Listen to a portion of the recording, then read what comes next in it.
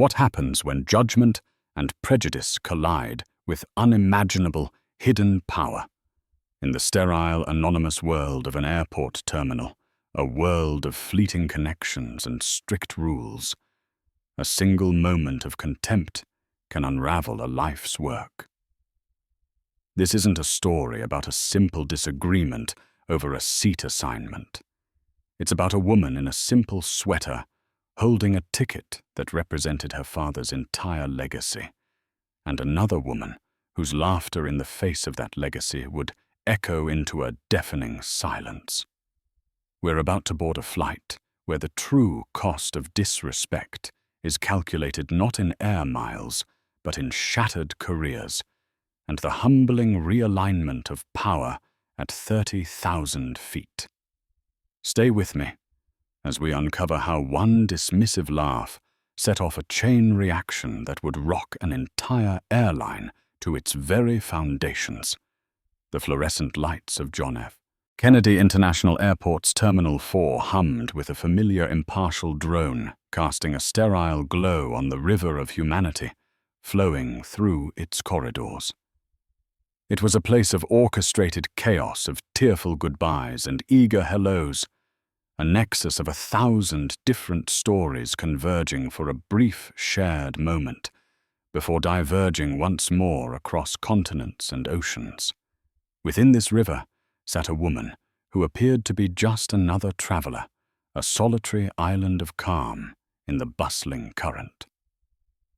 Dr. Evelyn Reed was dressed in a way that defied easy categorization, a style she had perfected over years of needing to be unseen. A simple pair of dark grey trousers, comfortable loafers, and a charcoal-colored cashmere sweater that, while expensive, was devoid of any ostentatious logos. Her hair was pulled back into a simple, elegant twist at the nape of her neck, and her only jewelry was a thin, unadorned platinum band on her right hand, a gift from her late father. On the floor beside her chair rested a well-worn leather satchel that had accompanied her on countless journeys just like this one. She was observing. It was her primary purpose for being here squeezed into an uncomfortable gate-side chair, waiting for Stellair Airlines Flight 110 to London Heathrow. For the past 6 months, since she had reluctantly taken her seat as the majority shareholder and chairperson of the board for Stellair's parent conglomerate, she had been inundated with data. She had seen profit and loss statements, customer satisfaction metrics that were polished to a deceptive sheen, and operational efficiency reports that spoke in a language of cold, hard numbers. But numbers, as her father, Richard Reed, always said, had no soul. They couldn't tell you the feel of the seat fabric, the sincerity of a crew member's smile, or the subtle undercurrent of tension that could curdle a passenger's experience before the plane ever left the ground. Her father had built Stellair Airlines from 2 propeller planes and a mountain of debt into a global aviation giant. He knew every bolt, every rivet, every gate agent in his first 5 hubs by name. He believed an airline wasn't a fleet of machines. It was a promise of safety, of comfort, and most importantly of dignity. He treated his janitorial staff with the same respect he afforded his board members, and he expected the same from every single employee who wore the silver starburst logo of Stellair. Evelyn, a PhD in organizational psychology, had initially resisted entering the family business, preferring the structured world of academia. But with her father's passing, the responsibility, the weight of his name and his life's work had settled squarely on her shoulders, and the reports she was seeing didn't align with the stories she was hearing through back channels. Whispers of declining morale, of a growing divide between management and crew, and of a corporate culture that was beginning to prioritize cost-cutting over the passenger experience her father had championed. So she had booked this flight, under her mother's maiden name, in a standard economy seat, with no frills and no special requests. She wanted to see Stellair not as its owner, but as its customer. She wanted to feel the promise. Her attention was drawn to the boarding podium where the flight crew was assembling. 2 gate agents, a man and a woman, were finalizing paperwork. Then the cabin crew arrived, a pristine unit in their navy blue uniforms. Leading them was a flight attendant with sharp, angular features and blonde hair pulled back into a severe bun. Her name tag read, Karen. There was an air of brittle authority about her, a practiced smile that didn't quite reach her cold, assessing eyes. Evelyn watched as Karen spoke to one of the gate agents, her voice a low but sharp murmur. She gestured dismissively toward the crowded seating area, a faint curl of contempt on her lips. It was a micro-expression, fleeting and barely perceptible, but to a trained observer like Evelyn, it spoke volumes. The gate agent, a kind-faced man in his late 50s named Robert Peterson, simply nodded his own expression, professionally neutral. Evelyn had a faint memory of him. He was a veteran, someone who had been with the company since her father's time. He still embodied that old-school professionalism. An announcement crackled to life, signaling the start of the pre-boarding process for families and passengers requiring assistance. Evelyn watched Karen's interactions. She saw the forced smile offered to a young couple struggling with a stroller and a crying baby. She saw the clipped, impatient tone used with an elderly man who asked a question about his connecting flight. Karen Fletcher was performing a role, but the performance was thin, and the resentment underneath was palpable. It was the resentment of someone who felt their job was a chore and the customers an inconvenience. Evelyn felt a familiar pang of disappointment. This was what the data couldn't capture. The subtle corrosion of morale, the slow poisoning of the well of company culture. Her father's airline was not just a collection of assets on a balance sheet. It was a living entity, and she could feel a sickness beginning to take hold in its heart. She took a small, leather-bound notebook from her satchel and made a few discreet notes. The time, the gate number, the flight attendant's name. The call for Zone 3. Boarding her zone echoed through the terminal. Evelyn stood, slipping the notebook back into her bag and joining the queue. She clutched her simple paper boarding pass, a flimsy document that was in a way the key to her father's kingdom. As she moved forward, she found herself directly behind a young black family. The father was holding his son's hand, patiently explaining what would happen next, while the mother bounced a fretful infant on her hip. When they reached the podium, Karen was the one scanning the tickets. She took the family's boarding passes with a sigh that was just a little too loud. "Make sure all of your carry-ons fit in the sizer," she said, not looking at them, but at a point over their shoulder. "We don't have time to be checking bags at the gate." The father, unperturbed, simply smiled. "They're all regulation size. We fly with you all the time." Karen's response was a non-committal hum as she handed back their passes. Her gaze then fell on Evelyn, who stepped forward and offered her own ticket. Karen took it, her fingers brushing Evelyn's. Her eyes flickered from the paper to Evelyn's face, then back again. A slow, condescending smirk spread across her lips. And then she laughed. It wasn't a loud, booming laugh, but a short, sharp, derisive huff of air, a sound that dripped with mockery. She turned to her colleague, another flight attendant standing beside her, and tilted her head toward Evelyn, still holding the boarding pass like it was a curiosity. "Can you believe it?" Karen whispered, just loud enough for Evelyn to hear clearly. "Some people will do anything to get an upgrade." Dr. Evelyn Reed, doctor of what basket weaving. The other flight attendant gave a nervous titter, avoiding eye contact with Evelyn. The world seemed to slow down.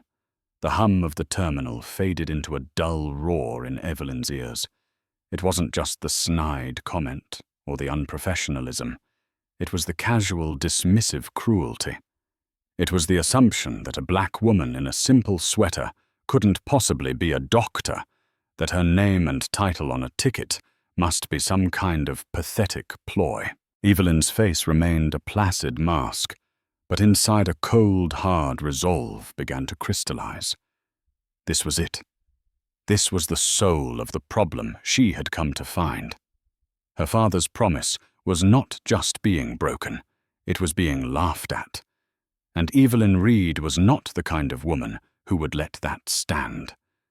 She met Karen's mocking gaze, her own eyes steady and unblinking, and held out her hand for her ticket. The battle for the soul of Stellaire Airlines had just begun, not in a boardroom, but right here at the gate of Flight 110. The moment stretched taut and silent, a pocket of stillness in the chaotic flow of boarding passengers. Karen Fletcher held onto the boarding pass, just a second too long, her smirk unwavering. To her, Evelyn was just another face in the crowd, a powerless passenger upon whom she could exert her small measure of authority. In her years of service, she had seen all types, the demanding, the meek, the fraudulent. She had become an expert in her own mind at categorizing people in a single glance, and her assessment of Evelyn Reed was simple, insignificant. The doctor honorific on the cheap economy ticket was to her a laughable affectation. Evelyn's hand remained outstretched, her posture unchanged. She didn't raise her voice. She didn't demand an apology. She simply waited her calm presence, a stark contrast to Karen's active disdain. This quiet refusal to be dismissed seemed to irritate the flight attendant more than any outburst would have. "Your boarding pass, please." "Evelyn," said her voice low and even, yet carrying a resonance that cut through the surrounding noise. With a final theatrical roll of her eyes, Karen slapped the paper into Evelyn's hand. "Enjoy your flight, Doctor," she said, the title now laced with a thick, syrupy sarcasm. "Seat 34B. Don't get lost." Evelyn took the pass without a word, her gaze briefly flickering to the other flight attendant, who was now looking pointedly at her shoes, a faint blush of shame coloring her cheeks. Then Evelyn looked past Karen to the gate agent, Robert Peterson. Their eyes met for a fraction of a second. In his, she saw a flicker of recognition, quickly masked by professional decorum, but also a deep, profound alarm. He had seen the entire exchange. He knew who she was. The slight, almost imperceptible shake of his head was a silent apology, a plea for her to let it go for now. Evelyn gave him a tiny, reassuring nod. The reckoning would come, but it would be on her terms and at a time of her choosing. She turned and walked down the jet bridge, the muffled sounds of the terminal giving way to the gentle hum of the aircraft's auxiliary power unit. The sterile, recycled air of the cabin greeted her. She found her way to her seat, a middle seat in the back third of the plane, as she had specifically booked. It was the epicenter of the standard passenger experience, wedged between a young student engrossed in his headphones and a burly construction worker who already seemed to be asleep. As she settled in, she saw Karen Fletcher moving down the aisle, her movements sharp and efficient as she directed passengers and slammed overhead bins shut with unnecessary force. She was a whirlwind of practiced, impatient energy. Evelyn remained a quiet observer, her mind a whirring calculus of observations and consequences. The insult at the gate was not a personal wound to her ego. She had faced far worse in her life in academia and beyond. It was a symptom of a deep-seated disease within the company culture. A culture that not only allowed such behavior, but through inaction and poor leadership, likely encouraged it. A culture where an employee felt empowered to mock a customer based on race and perceived social standing. It was a direct violation of every principle her father had instilled in the airline. The safety briefing began with Karen's voice, now smooth and professional for the recording, echoing through the cabin. The hypocrisy was jarring. She could speak the words of safety and customer care, but she couldn't embody their spirit. Evelyn leaned her head back against the seat, closing her eyes. She wasn't just a passenger on a flight. She was a diagnostician examining a patient. And this patient, her father's legacy, was sicker than she had imagined. The laughter at the gate wasn't just a spark.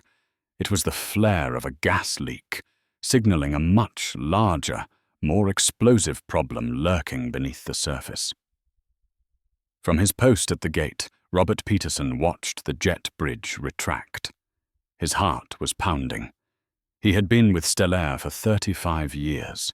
He remembered Richard Reed not as a distant CEO, but as the man who came through the terminals at Christmas, shaking every employee's hand and asking about their families.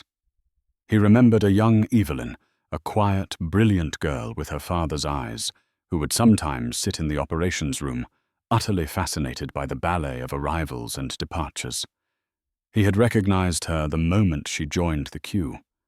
The simple clothes couldn't hide the quiet dignity and keen intelligence in her face, and he had seen Karen Fletcher's sneering contempt. He felt a cold dread creep up his spine. Karen was a senior flight attendant protected by her union and a long, albeit checkered, service record. She was known among the ground staff as a bitter, difficult woman who felt the world owed her more than it had delivered. She treated junior staff with disdain and passengers with a thinly veiled impatience. But to openly mock the owner of the entire airline, that was an act of career suicide so spectacular, it was almost surreal.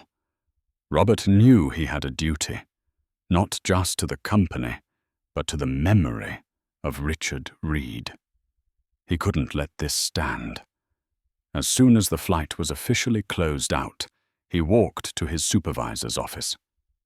"I need to make a priority call to corporate headquarters," Robert said, his voice grim. "It's a code red situation." His supervisor, a younger man named Alex, looked up from his computer. Code red. "What happened? A security breach." "Worse," Robert said, leaning on the desk. "It's a culture breach, and it happened right in front of the one person who can burn this whole terminal to the ground with a single phone call." He explained what he had witnessed, the condescending laugh, the sarcastic whispers, the target of it all. As he spoke, the color drained from Alex's face. "Dr. Evelyn Reed." Alex whispered, his voice cracking, as in Richard Reed's daughter. "The new chairperson. She's on that flight in economy." Robert nodded gravely. "Seat 34B, and Karen Fletcher just treated her like dirt on her shoe." Alex scrambled for the phone, his hands trembling slightly. "Who do we call flight operations, the VP of in-flight services, all of them?" Robert said, his voice hard as steel. "And get me the direct line for Julian Croft's office."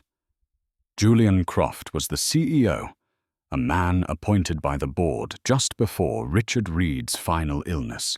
He was a numbers man, an outsider who saw Stellaire as a collection of roots and assets. The CEO. Alex squeaked. "He needs to be on the tarmac when that plane lands at Heathrow." Robert stated his authority absolute in that moment. He needs to meet Ms. Reed personally, and he needs to understand that what happens next will define the future of this airline. Back on Flight 110. Now cruising at 35,000 feet over the Atlantic, the cabin lights were dimmed. Most passengers were settling in for the overnight journey, their faces bathed in the blue glow of their seatback screens. But Evelyn Reed wasn't watching a movie. She was watching her airline at work, and she was about to experience just how deep the rot went. The transatlantic crossing was a 6-hour bubble of suspended reality, a sealed tube of humanity hurtling through the dark. For most, it was a time for sleep, for movies, for disconnecting from the world below. For Evelyn, it was a live, uncontrolled experiment. Having established the baseline of disrespect at the gate, she was now observing how that attitude translated into the core function of the cabin crew in-flight service. The first test came with the beverage cart. It moved slowly down the aisle, a rumbling harbinger of lukewarm coffee and miniature cans of soda. Karen Fletcher was working Evelyn's side of the aisle, her movements efficient, but devoid of any warmth. Her smile was a painted-on grimace, a necessary part of the uniform, but as inauthentic as the plastic tray tables. When the cart reached Evelyn's row, Karen addressed the student by the window, then the sleeping man on the aisle. She seemed to make a point of looking over and through Evelyn, as if the middle seat were an empty void. "And for you?" she asked, her eyes fixed on a point somewhere above Evelyn's head. "Just some water, please." "No ice," Evelyn replied, her tone polite and unremarkable. Karen grabbed a plastic cup, filled it from a large bottle, and placed it on the tray of the man next to Evelyn.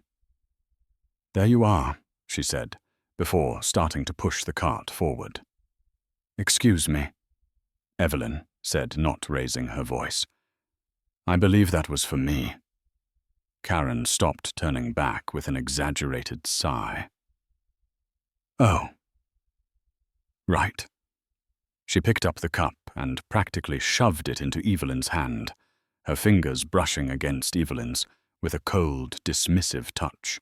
There was no apology, no acknowledgement of her error. It was a deliberate slight, a small act of power designed to reinforce Evelyn's perceived insignificance. Evelyn simply took the cup. "Thank you," she said, her composure unshaken. But in her mind, she noted the interaction. Incident 2: deliberate service neglect, undermining passenger request. An hour later, the dinner service began. The smell of reheated chicken and pasta filled the cabin. The options were, as expected, limited. When the cart arrived again, helmed by Karen and the junior flight attendant from the gate, Evelyn watched as the choice was offered to every passenger around her. "Chicken or pasta?" Karen asked the woman in the row ahead. "Chicken or pasta," she repeated to the man across the aisle. When she got to Evelyn's row, she didn't ask. She picked up a tray, the last chicken, and placed it on the student's table. She then grabbed a pasta tray and put it on Evelyn's table without a word. "Excuse me," Evelyn said calmly. "I would have preferred the chicken if it was available." Karen turned her face a mask of feigned surprise. "Oh, we're all out of the chicken. The pasta is very good." It was a blatant lie. Evelyn had seen her give the last one to the student without even asking his preference. It was another calculated move to assert dominance. "I see, Evelyn," said her voice betraying no emotion. She didn't argue. She didn't protest. She simply unwrapped the plastic cutlery. Protesting would have been the expected reaction of an aggrieved passenger. Her goal was not to win a small battle over a meal. It was to observe the entirety of the war being waged against her father's principles. She ate a few bites of the bland, overcooked pasta and then pushed the tray away.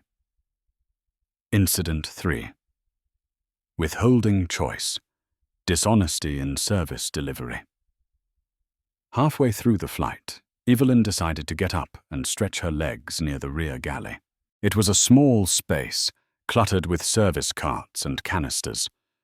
Karen was there, leaning against a counter, talking to the purser, a man in his 40s named Michael Vance. He was her direct supervisor on this flight. Evelyn could hear their conversation as she approached. Can't believe the people we get in economy these days. Karen was saying, her voice dripping with venom. This one woman in my section calls herself Doctor. Doctor. On a 34B ticket. The audacity is just astounding. Michael chuckled a weak, placating sound. Well, you know how it is, Karen. Just smile and pour the coffee. We'll be in London soon enough. It's the principle of the thing Karen pressed on. They think they can just put on airs. I put her in her place, though. Laughed right at her ticket. You should have seen her face. Evelyn chose that moment to step into the galley to ask for another cup of water. Her presence sucked the air out of the small space. Michael Vance's eyes widened in panic as he recognized her from Karen's description. The junior flight attendant, who was also present, looked as if she wanted the floor to swallow her whole. Only Karen seemed unfazed. In fact, she seemed to relish the confrontation. She straightened up, a defiant smirk on her face. "Can I help you?" she asked, her tone challenging. Evelyn ignored her, directing her question to the purser. "Mr. Vance, I'd just like a cup of water, please." Michael, flustered, fumbled for a cup. "Of course, ma'am. Right away." And I have to say, Evelyn continued, her voice still quiet, but now carrying an edge of cold authority that made Michael freeze. "I'm deeply concerned about the professional standards on this flight. The open mockery of passengers is not something I would ever expect from a Stellair crew." Karen stepped forward. "Now wait a minute. Are you making a complaint because I was just doing my job? If you're feeling sensitive, maybe you should have booked a more expensive ticket." This was the moment of truth for the purser. A direct complaint, a subordinate flagrantly disrespecting a passenger in front of him. This was his chance to de-escalate, to apologize, to assert his authority, and uphold the company's standards. He looked from Evelyn's implacable face to Karen's defiant sneer. He chose the path of least resistance.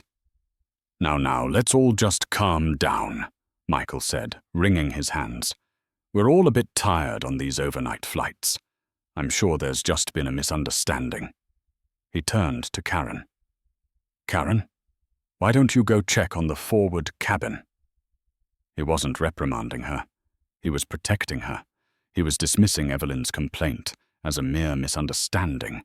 In that single cowardly act, he revealed the depth of the cultural rot. It wasn't just a single bad apple. The entire barrel was compromised. The leadership on board was either unable or unwilling to enforce the most basic standards of professional conduct. Evelyn looked at Michael, and for the first time, a flicker of her true disappointment showed in her eyes. She took the cup of water he offered. "There is no misunderstanding, Mr. Vance," she said, her voice soft but chilling. "There is only a profound lack of respect and a complete failure of leadership." She turned and walked back to her seat, leaving the 3 crew members in a stunned, uncomfortable silence. She sat down, took out her leather-bound notebook again, and under the dim cabin light she wrote, "Incident 4. In-flight supervisor purser Michael Vance witnessed and failed to address unprofessional conduct and direct passenger complaint. Condoned insubordination. Systemic leadership failure confirmed." The rest of the flight passed in silence. Karen Fletcher avoided her aisle entirely, but the damage was done. The case against the current state of Stellair Airlines was building, and the verdict Evelyn knew would be delivered upon landing. As the Airbus A330 droned on through the pre-dawn sky, Evelyn Reed wasn't thinking about the bland pasta or the sarcastic jibes. She was thinking of her father, Richard. She could almost feel him in the seat beside her, his large, calloused hand patting her own, his deep voice rumbling with a mixture of pride and concern. Richard Reed was a titan of the industry. but he never acted like one. He was the son of a mechanic from Detroit, a man who had fallen in love with the magic of flight as a boy and had spent his life trying to share that magic with the world. He started Stellaire with a simple, revolutionary idea that air travel didn't have to be an ordeal. It could be an experience marked by dignity regardless of the price of your ticket. The logo on the tail doesn't fly the plane, Evie, he used to tell her, ruffling her hair. The people do. The ground crew, who guide it, in the mechanics, who keep it safe, the agents who check you in the crew, who serve you a coffee. They are the airline. If they lose their pride, the airline is just a hollow shell. For 30 years he was that ghost in the machine, a constant, unseen presence, ensuring the gears of his company meshed with humanity and respect. He would take random flights just like she was doing now, sitting in coach and talking to passengers and crew. He knew the names of their kids, the towns they were from. He built a culture of loyalty, not through bonuses, but through genuine connection. When he was forced to step back due to his illness, he entrusted the day-to-day operations to Julian Croft, a celebrated CEO from the tech industry, known for his ruthless efficiency and focus on shareholder value. The board had been thrilled. Croft's first moves were to streamline operations, renegotiate union contracts, and implement data-driven performance metrics. On paper, Stellaire had never been more profitable. The stock price soared. But Evelyn from the quiet world of her university office began to hear things. Old friends of her father, veteran employees who still felt a connection to the Reed family, would call her. They spoke of a new coldness in the corporate offices, of pressure to cut turnaround times, to upsell services, to treat passengers less like guests and more like self-loading cargo. They spoke of morale plummeting, of the pride her father had instilled being replaced by a cynical, resentful sense of just getting through the day. When she inherited her father's controlling stake, the board treated her as a figurehead, a psychologist, a woman, an academic. They presented her with glossy reports and assured her that the airline was stronger than ever. They smiled condescendingly when she asked questions about employee satisfaction and corporate culture, gently steering the conversation back to quarterly earnings and fleet acquisition strategies. They saw her as her father's sentimental daughter, not as his successor. That was their first mistake. Evelyn possessed her father's heart, but she had a will of forged steel and a mind trained to deconstruct complex systems, be they individual psyches or multinational corporations. She saw that the board, led by Croft, was harvesting the fruit of the tree her father had planted while poisoning its roots. They were cashing in on decades of goodwill, running the airline on the fumes of its old reputation. But fumes eventually run out. This trip was her answer to their glossy reports. It was her way of gathering her own data raw and unfiltered. Every sneer from Karen Fletcher, every cowardly hedge from Michael Vance was a data point that mattered more to her than any stock market fluctuation. They were symptoms of the disease she had come to diagnose. She thought about Karen. What made a person so bitter? Was she underpaid, overworked, passed over for promotions? Or was it something deeper, a curdled soul that took pleasure in wielding petty power over others? Evelyn's training as a psychologist urged her to understand the motivation, but her new role as chairperson demanded she address the behavior. Whatever Karen's reasons, her actions were a liability to the brand, a danger to the company's health. She was a virus, and the inaction of her superiors was the weakened immune system, allowing the infection to spread. The first hint of dawn was beginning to streak the horizon, painting the clouds in shades of lavender and orange. The cabin began to stir. The flight was nearing its end, but Evelyn's work was just beginning. She knew what she had to do. Firing Karen Fletcher would be easy. It would be a simple, satisfying act of justice. But it wouldn't solve the problem. Firing one person would be like treating a single symptom while ignoring the cancer that produced it. The failure wasn't just Karen's.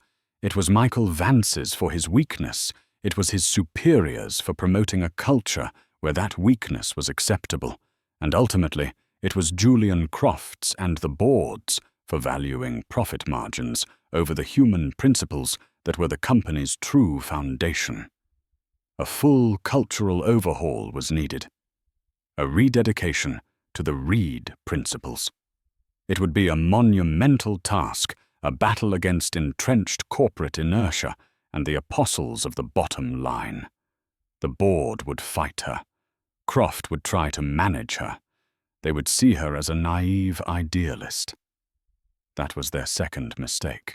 As the plane began its final descent into London, banking over the sleeping city, Evelyn felt a calm resolve settle over her. She wasn't just her father's heir. She was his legacy, and she would not allow it to be dismantled and sold for parts. The flight was ending, but she was just getting started. The people on this plane and in her company had no idea who Dr. Evelyn Reed truly was. But they were all about to find out. The touchdown at Heathrow was smooth, a testament to the skill of the pilots, who, unseen and unheard, had flawlessly performed their primary duty. As the plane taxied towards the terminal, the familiar ritual of arrival began.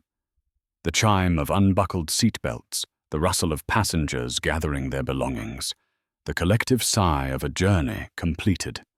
Karen Fletcher and Michael Vance stood near the cockpit door, their faces set in the practiced farewell smiles they had displayed thousands of times before. Karen's eyes scanned the deplaning passengers, a flicker of her earlier arrogance returning now that she was back on solid ground. She spotted Evelyn approaching, and her smile tightened a glint of defiance in her eyes. She was ready for a snide parting shot. But as Evelyn stepped into the doorway, the scene on the jet bridge was not what anyone expected. It wasn't the usual queue of weary travelers. Standing just outside the aircraft door were three figures who immediately commanded attention. One was Julian Croft, the CEO of Stellair Airlines, his handsome, silver-haired visage a mask of extreme anxiety.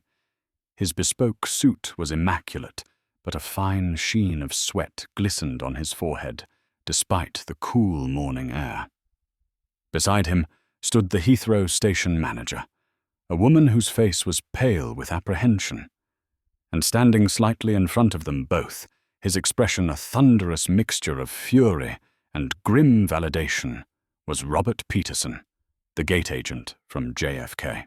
The airline had flown him across the Atlantic on the next available flight, a Concorde-era supersonic jet. They kept for emergencies, a fact that underscored the gravity of the situation. He had landed a full 2 hours before Flight 110, time he had used to brief a horrified Julian Croft on exactly what had transpired. The deplaning passengers slowed, sensing the tension. Karen Fletcher's defiant smirk faltered, replaced by a look of utter confusion.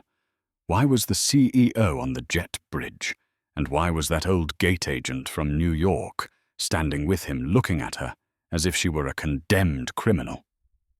Julian Croft ignored Karen completely. His eyes were locked on Evelyn.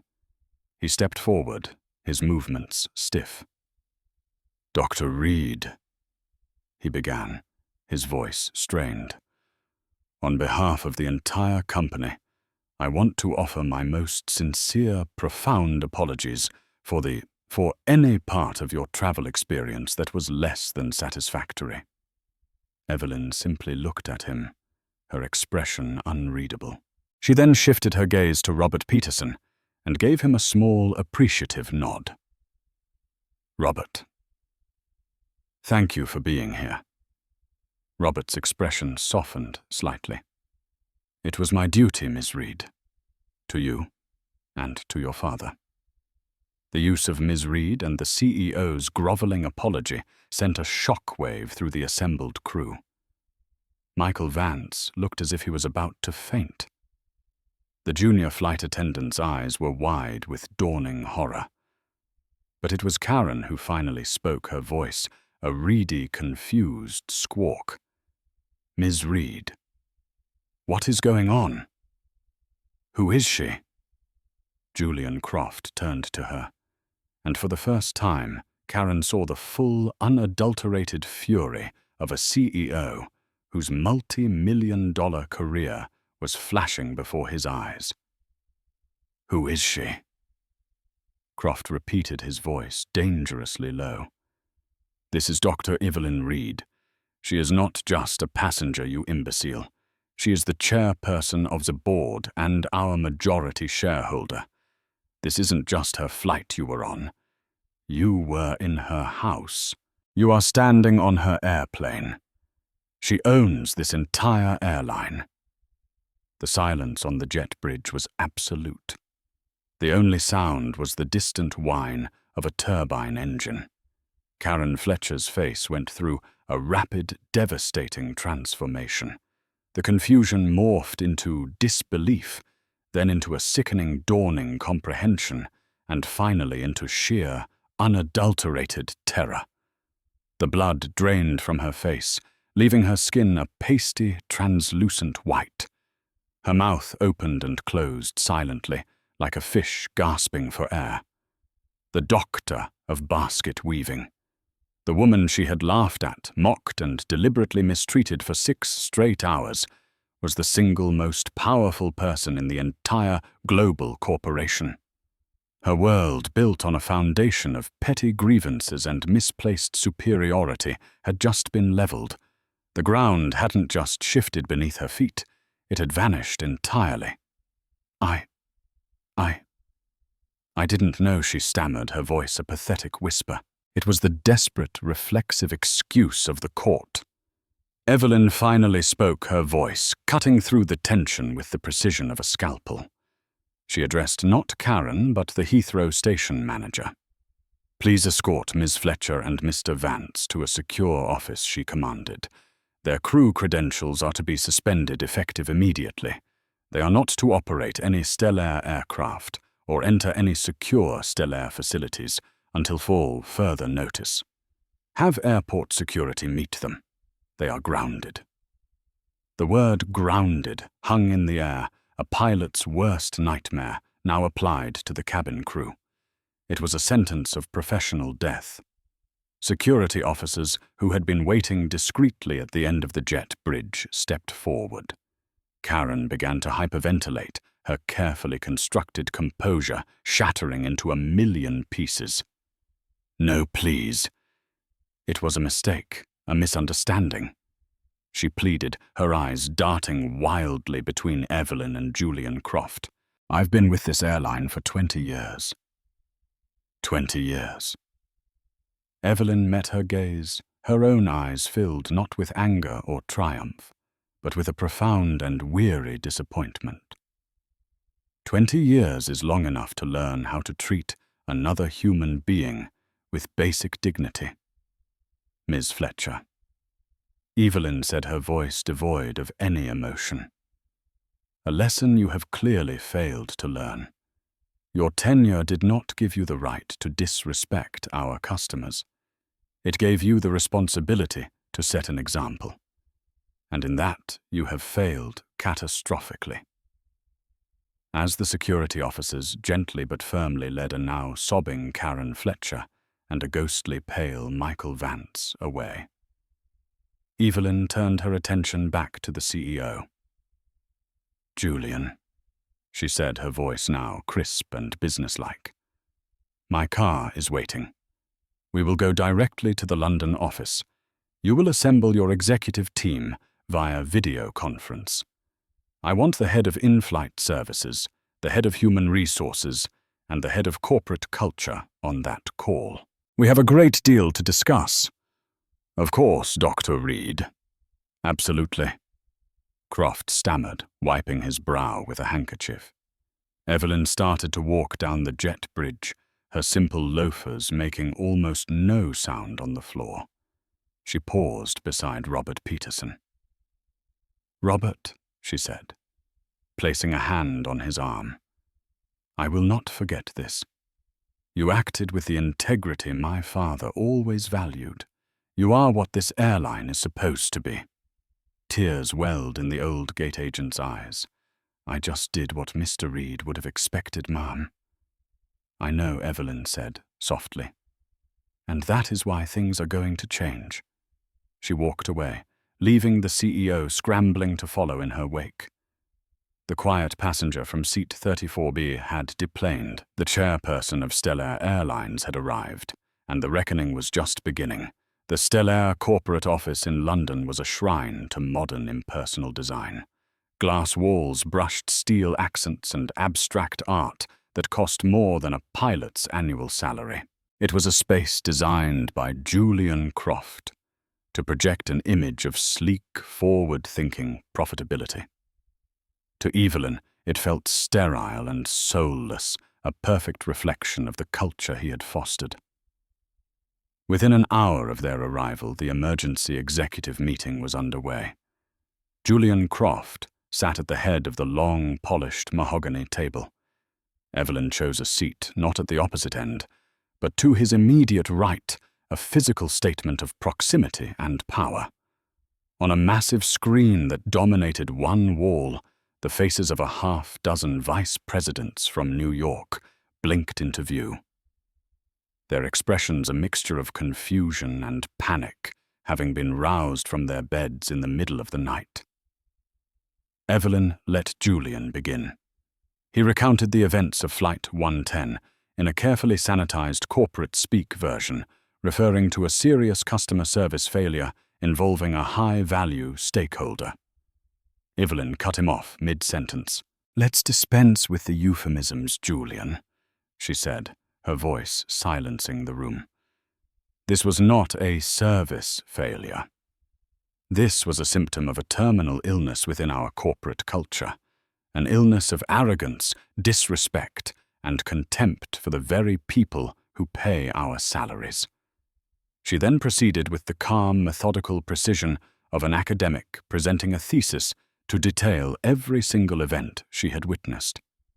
She spoke of Karen Fletcher's initial laugh at the gate. She described the deliberate service slights with the water and the meal. She recounted verbatim the conversation she overheard in the galley between Karen and Michael Vance. And she detailed Vance's complete failure to perform his duties as a supervisor.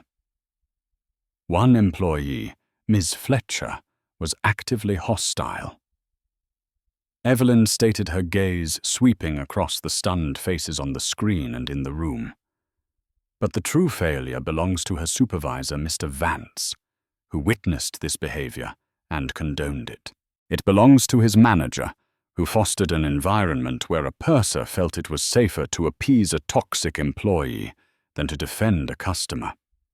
And it belongs to every single person in this room who has prioritized abstract metrics over the human experience in our cabins.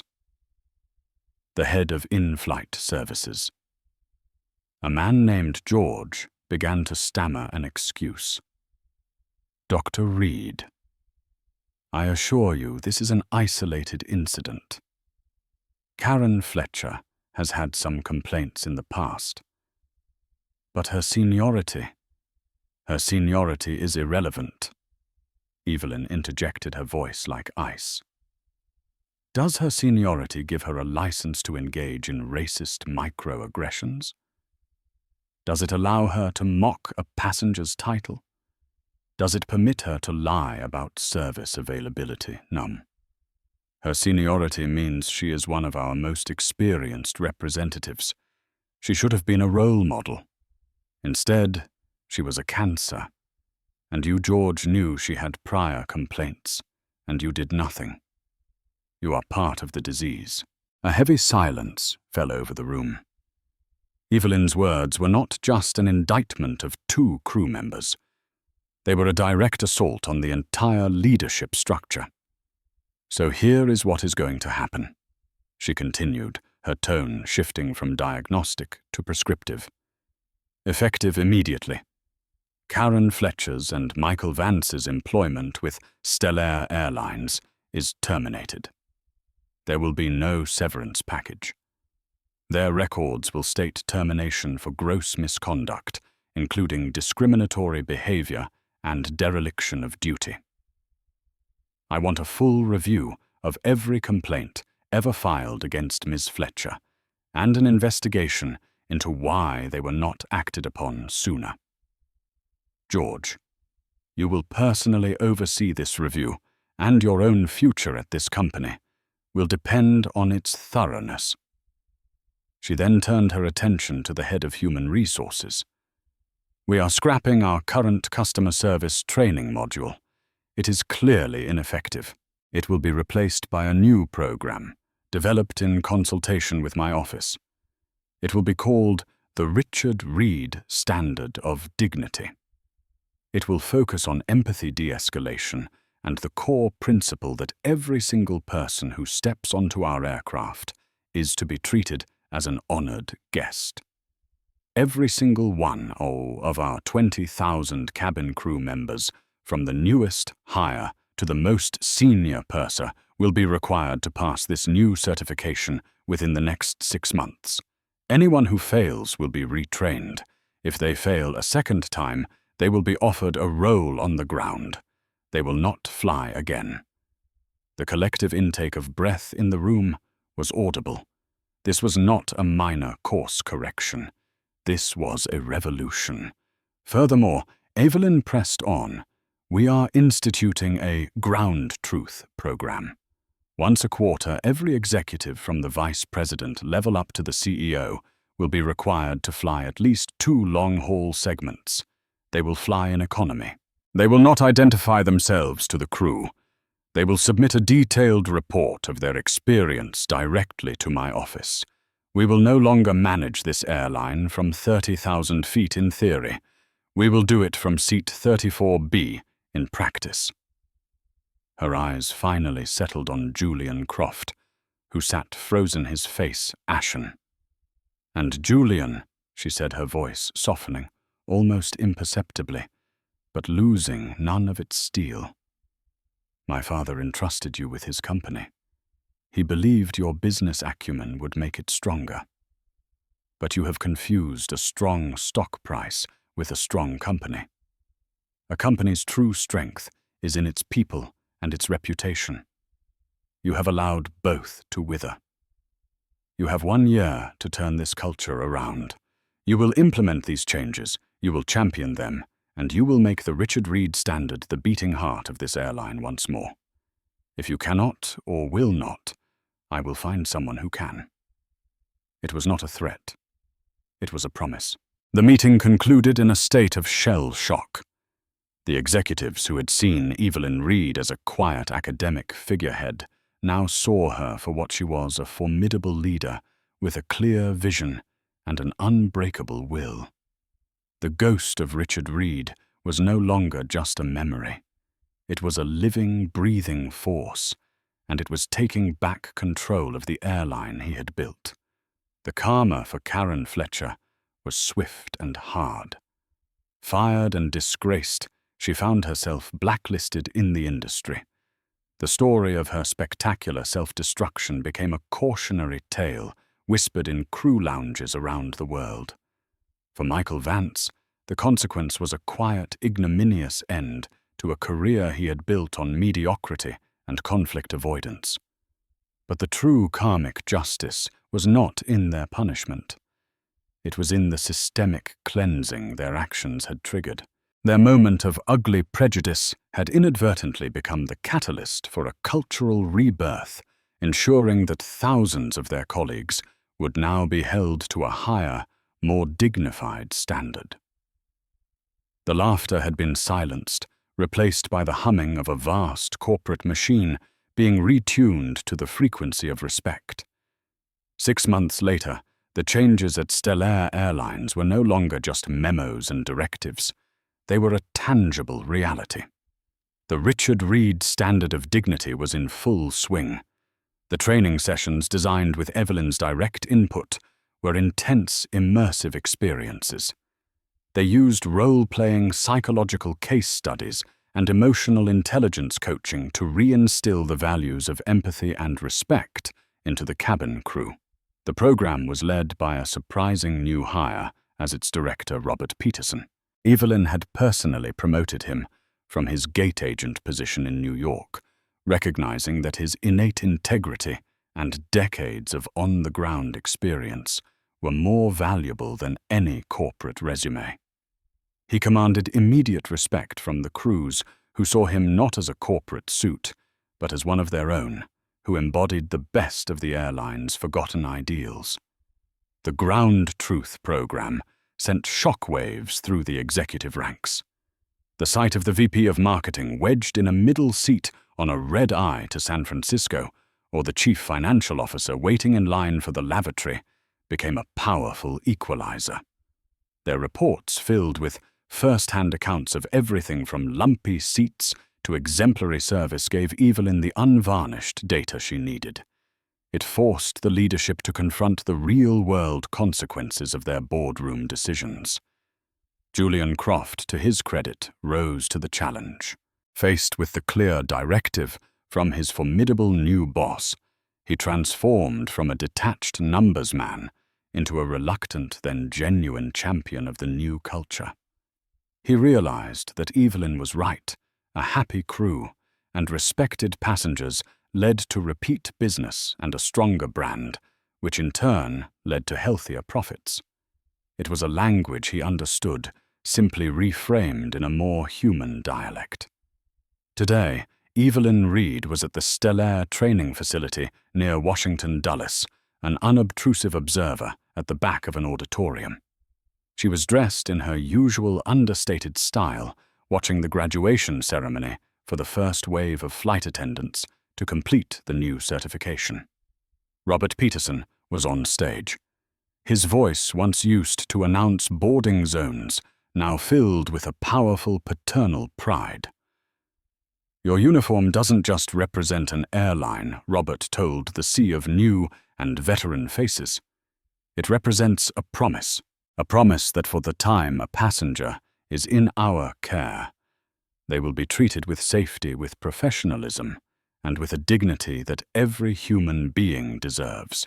Never forget that you may be the first Stellaire employee someone meets on the best day of their life, a honeymoon, a new job, or on the worst day of their life, a funeral, a family emergency. You have the power in that small moment to be a point of light. That is the Richard Reed standard.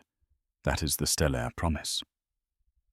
After the ceremony, as the newly recertified crew mingled, a young flight attendant approached Evelyn, her face bright with enthusiasm. "Ma'am," she began, not knowing exactly who Evelyn was, but sensing her importance. "I just wanted to say thank you. I'm a new hire, and I was so scared after hearing some of the stories about how things used to be. But this training, it makes me feel proud to wear this uniform." Evelyn smiled, a genuine, warm smile that reached her eyes. "It's you who should be proud. You are the future of this airline. Never lose that feeling." As the young woman walked away, Evelyn felt a sense of profound satisfaction. This was the real victory, not the firing of a bitter employee, but the creation of 1,000 new ambassadors of respect. Her father's airline was not just a hollow shell anymore. She could feel its heart beginning to beat strong again. Her phone buzzed. It was a text from Julian Croft. "Q2 customer satisfaction scores are in. Highest in a decade. Congratulations, Madam Chair." Evelyn put the phone back in her pocket, her gaze drifting out the window to the airfield, where a Stellaire jet was gracefully taking off, climbing into the vast blue sky. It was on a new flight path now, one guided not just by instruments and flight plans, but by a renewed sense of purpose. The laughter of one had been replaced by the pride of many. The legacy was safe. The story of Dr. Evelyn Reed and Stellaire Airlines is a powerful reminder that true authority isn't always announced with fanfare. Sometimes it sits quietly in seat 34B, observing and taking notes.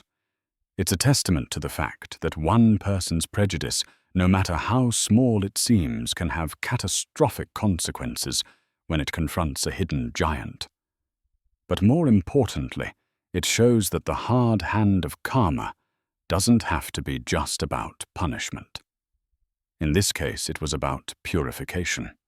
The disrespect shown by one employee became the catalyst that saved the soul of an entire company, forcing it to rebuild itself on a foundation of dignity.